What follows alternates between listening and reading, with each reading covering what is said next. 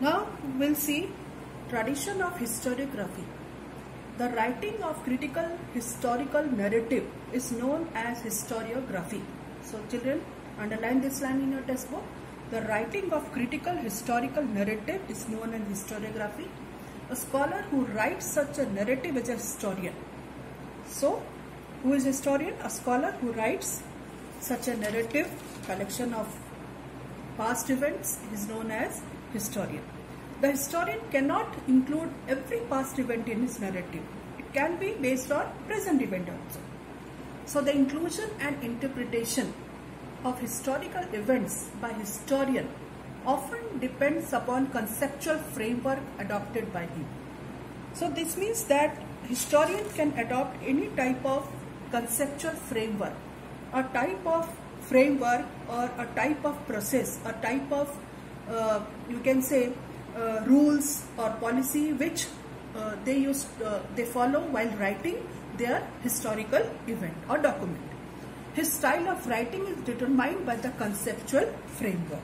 So his style, that what he is writing, what he is following, whether it belongs to past event, present event, or anything which he was facing, or the people at that time they were having those events. So this type of conceptual framework, rule or type of frame which they used to write while they follow while writing this type of historiography.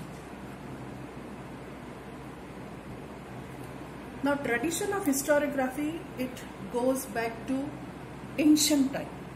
Tradition of writing historical narrative, that is historiography, was not prevalent in ancient societies of the world. But ancient people also felt the need of passing on stories of life and valor of the ancestor to the next generation. See, that time people were not having habit of writing anything which happened that time. But some scholars were there. You know, oral sources of history is there. We have studied material source, written sources, oral sources. So these type of sources was very much relevant during that time. Oral sources. It was passed from one generation to another generation. Type of songs, type of ballet, type of, you can say, in our country we can take example, povadas, bharuds, bhajans. So this type of thing still it is prevalent there because it was passed from one generation to another generation. So that time people, they were not very much conscious to write anything. Now we are having writing practice. We need to preserve so many things in present time. So many books is there, but during that time writing habit was not very common. Ancient communities all over the world use various means like cave painting, storytelling, singing songs and ballets, etc. for this purpose. So you know cave painting, you can have example of our Ajanta Ellora caves. Storytelling, so many stories are there which people, we know it happened so many years before and it passed from one generation to another generation. So this is the tradition of historiography. That means why we need to write history, in order to pass certain type of information from one generation to another generation. And that doesn't mean that writing events by everybody. Some people, they did so many things by preserving those things like cave painting, storytelling, singing songs and ballads. Now see modern historiography. The four main characteristic of modern historiography. So the method of modern historiography begins with the formation of relevant questions. These questions which are asked in logical order. Hence it is akin to scientific method. So modern historiography, that means it needs research. It should be based on scientific principles. It begins with the formation of relevant question. It means that relevant questions, that means why it happened, what was the purpose behind this, what happened when this event was happened, and after that what was its effect, why this happened. So this question should be there. during the research of modern historiography. These questions are anthropocentric. It means that these questions are about the deeds of the members of ancient human societies of a particular period. That means deeds means work, the things with the people they did during the particular period. History does not suggest any interrelation between the divine and human deeds. That means human what they did, and it was not having any type of relation or interrelation between divine concept. That means what happened and what the people they did, it was not having any type of connection. They used to believe certain other things and they did certain other things. So it depends upon those, the question was that it depends upon the deeds of the members of ancient human society, what the people they used to do during that time. So they wrote during that time. So that this was modern historiography. So answer to these questions are supported by reliable evidence.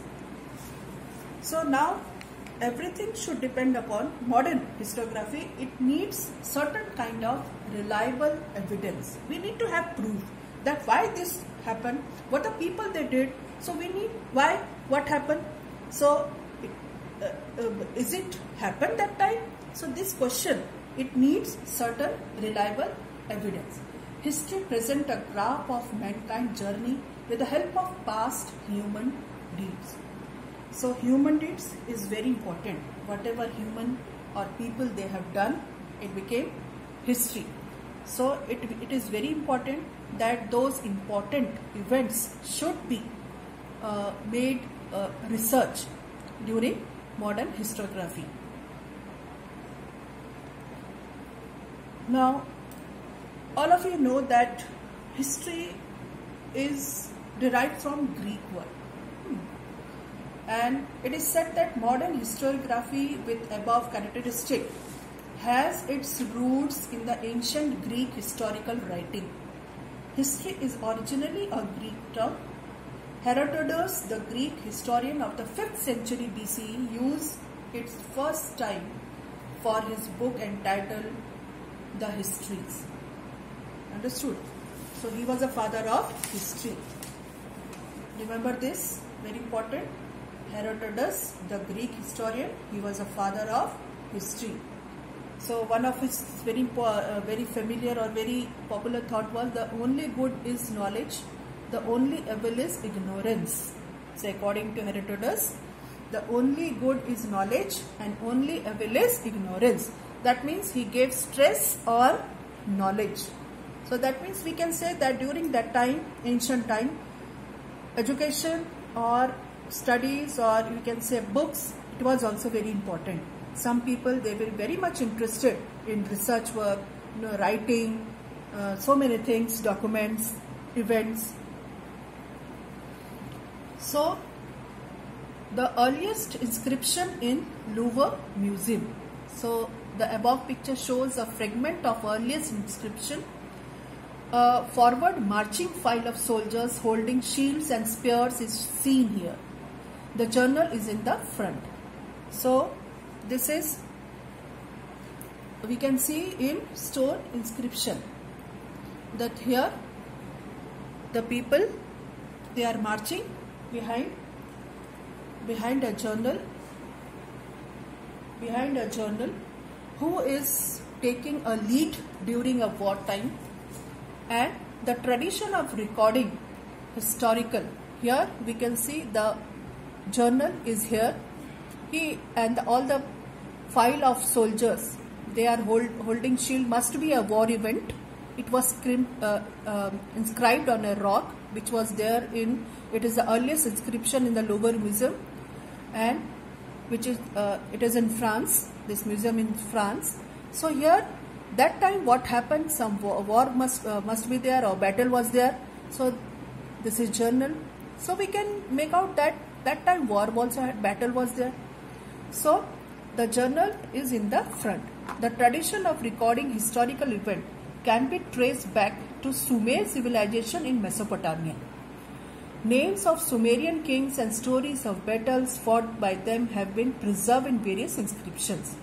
The earliest inscription shown above dates back to 4500 BCE. It records a battle fought between two kingdoms. It is now displayed at the Louvre Museum in France.